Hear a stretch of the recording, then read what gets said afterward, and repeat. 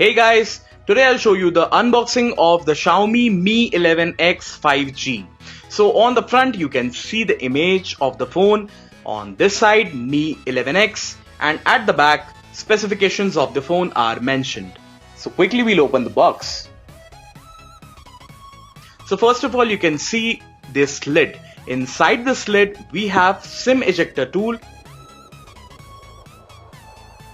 and documentation like user guide. Next you get a silicone protective cover which will protect your phone from any harm. In addition, you will get USB Type-C to 3.5mm headphone adapter. Here we have the Xiaomi Mi 11X 5G. It gets a 20 megapixel selfie shooting lens on the front, which promises detailed images. At the back, Xiaomi has incorporated a 48 megapixel AI triple camera setup with an Exmor RS CMOS sensor. The phone comes in cosmic black color with mirror finish.